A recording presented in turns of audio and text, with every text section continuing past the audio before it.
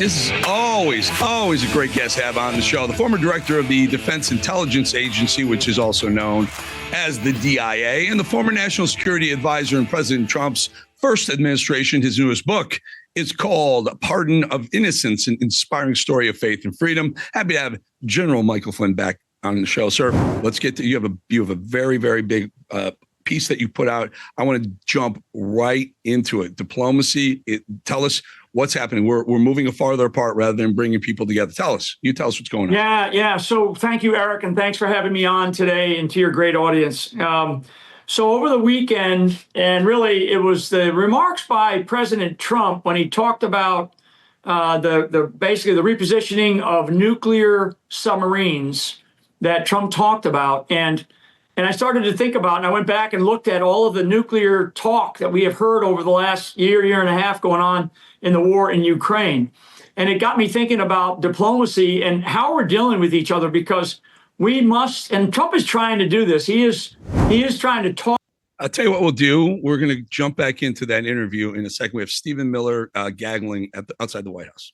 Already at 50%. Yeah, but and we can have an extra tariff as it happened with India because of the business with Moscow? Well, we'll certainly take a look at that. But the tariff rate, as you know, for Brazil is at 50% because of their incredibly anti-freedom policies that threaten American freedom of speech and American companies in an incredibly coercive and abusive way, as well as their unjust and unlawful detainment and imprisonment of Bolsonaro. And that's been the focus of our sanctions package on Brazil. Can you word in the latest developments in Brazil regarding what you just mentioned? Nothing new right now, but happy to share with you as soon as we have it. Ask a question, if I may, about the Gaza and humanitarian aid. I read an article that the president finally wants kind of take over so that he can help better the Palestinian, but the situation with Israel doesn't seem so clear between Trump and Netanyahu. Can you Well, I mean, all I can add to that, the president has spoken about this at length publicly, as you know, is that the president continues to be clear about his desire to make sure that Gazans have access to humanitarian aid, and that is a priority for the U.S. government. Yes. So what are the expectations of this potential meeting between President Putin and President Trump? Well, again, I'll just say that, to repeat what the president has said over and over again, is that his interest here, he inherited Biden's war, and he wants to bring about a peace settlement, and the objective is to stop the killing. And that focus isn't going to change. And yes. is it true that the president intends to meet with President Putin as early as next week? Nothing to add to what's already been said on the subject. Any other questions? At 4 o'clock, can you tell us about it? The big announcement that the president. I'm not going to scoop the president. Any other questions? Just a minute, yeah. So are we expecting any secondary tariffs on countries that do business with Russia? Well, I mean, as you've seen, there was a massive secondary tariff on India of additional 25%. And it probably surprised a lot of people to know that India is one of the largest purchasers in the world of Russian oil. And probably a lot of people will be surprised to hear that, because, of course, they could easily access oil from many other markets around the world. So that's a major, they are one of the largest funders of Russia's army for that reason. One last question. Thank you. Can you say anything about that strategy meeting on Epstein at Vance's estate? Familiar with the president's thinking. Do you think that he would be the president before there was a ceasefire agreed upon? I don't want to. This is not for me to set conditions like that. I would just reiterate what I've said before, which is that President Trump has been crystal clear, going back to the very beginning, that Biden is the reason why we are in this war, and that his objective is to find a peaceful settlement so that we can stop the killing and have a humanitarian resolution so that both Russians and Ukrainians can stop dying en masse. And that remains his objective. So Thank you. Liberation Day confirmed. Thank you. Thank you so much. All right, that was Stephen Miller just having a very, very short chat. And again, that's a gaggle outside the White House, right? It's right near we do all those TV hits at Pebble Beach, it's called, and then the White House Oval Office over there. Let's jump back into that General Michael Flynn interview. Here's the rest of it. Yeah, so thank you, Eric, and thanks for having me on today and to your great audience.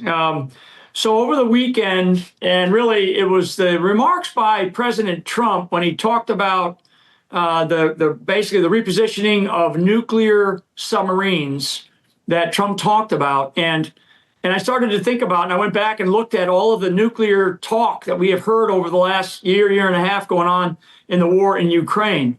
And it got me thinking about diplomacy and how we're dealing with each other, because we must, and Trump is trying to do this. He is trying to talk to our adversaries. You know, he talks to China, he talks to, Xi, and he talks to Putin. But it got me thinking about how has the United States been diplomatically, and we frankly have been our own worst enemies. So what I did was I sat down and walked through what I believe are some of the important aspects. And you've got the top, you got the 10 up there right now. I mean, I'm not going to go through them. People can look at that, and I think that's from my X feed. And in there, I also post the entire article. But the very first rule is the U.S. should not lie. We should not lie. And when you think about the issue, and this is really focused on Ukraine and Eastern Europe, one of the things that Putin said, and Putin said it in a speech, just like the last 24, 48 hours, he put down the number one thing that for his condition for peace is that Ukraine will not become part of NATO. Well, in 1994, what's called the Budapest Accords, the United States of America, with the president of the United States at the time, Bush, at the table with Mitterrand and Margaret Thatcher and Gorbachev, we basically committed at that time that we will not expand NATO any further east and towards the Russian Federation and, of course, the Russian sovereign, their borders. I mean, it would be like, putting an enemy on the Mexican border, right? I mean, it's bad enough having Cuba. So one of the things I got thinking about is how often have we done that? And I lay that out in all of the rules. So in each rule, I walk the reader through the ways that we have not been good stewards of diplomacy over the years. And one of the rules is we should not get involved in assassinations, right? I mean, imagine if we found out that Putin was involved in the assassination attempt of President Trump. Well, guess what? We just learned this past 3 months ago, Eric, that the CIA, our own CIA, was involved in the assassination of a president of the United States, JFK. The other thing is I talk about just how we deal with each other, how we deal with the diplomatic norms and the diplomatic conversations. And we have to be very, very transparent in this day and age, where even Eisenhower, right? Eisenhower lied about a aircraft and a spy plane that was flying over and was shot down by Russia, Gary Powers, and you probably remember that because we're of the same age category. But when we lied about that, the Russians said, well, we have the plane and we have the pilot. So stop lying to us.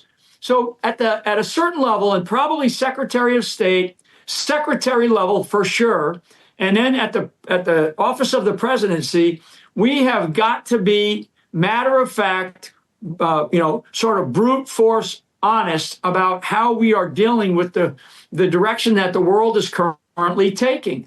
I mean, economically, militarily, we are in a place right now, Eric, where I just feel, and again, what got me thinking about this was the discussion about nuclear submarines. And I started to think, Jesus, when has the president of the United States ever mentioned stuff like that? Very important question here, General. And I think everything you're saying is extremely important. Like, everyone should listen. So you're writing this article, you have an idea. My question is, who's your audience? Who's your target audience? Is it the president of the United States? Is it the American people? Or is it our foreign adversaries? Yeah, it's both, because I know, in fact, because I have a great global network.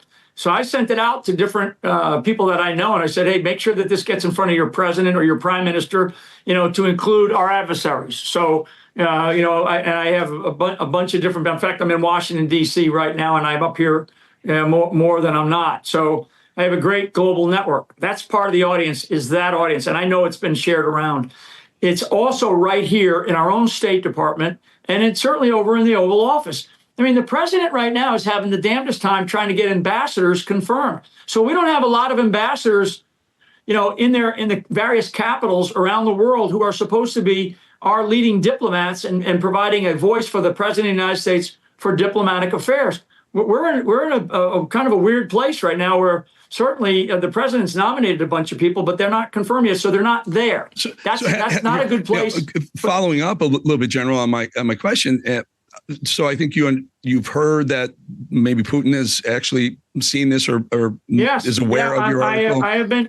I have been told that him and his foreign ministry, the leaders in his foreign ministry, have received it. I don't know what they. Lavrov, I can't say whether they actually read it, but I know that they've got it. What about Xi Jinping and Kim Jong Un, and most importantly, what about Marco Rubio? Yeah, and that's the other. So the other half of the audience, I want Secretary Rubio and I talk about Secretary Rubio in here, right? I really think that his plate is full, and that's fine, maybe. But Rubio is really turned into an incredible diplomat. But there is so much complexity and, frankly, some chaos, as we've seen in the Middle East right now with, there's no telling what's going on in Tel Aviv right now or Jerusalem, whether or not there's some stories about a mutiny inside of the Israeli government. I mean, Netanyahu is going to probably have to come out and make a statement or something. But I think for Rubio does not have his full complement of his team at the State Department.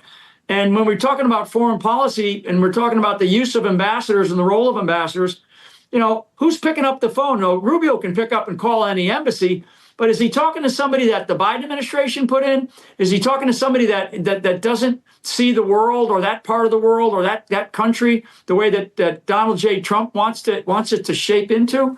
I mean, we're in a weird place because we're only 6 months plus into a new administration. President Trump is in his second administration, but many of the people that he has around him are not from his first administration, right? So, and this business about ambassadors really does matter. And, we don't have that many ambassadors out there. We don't have an ambassador in Ukraine. We don't have one in Russia. We don't have one in many parts of the Middle East.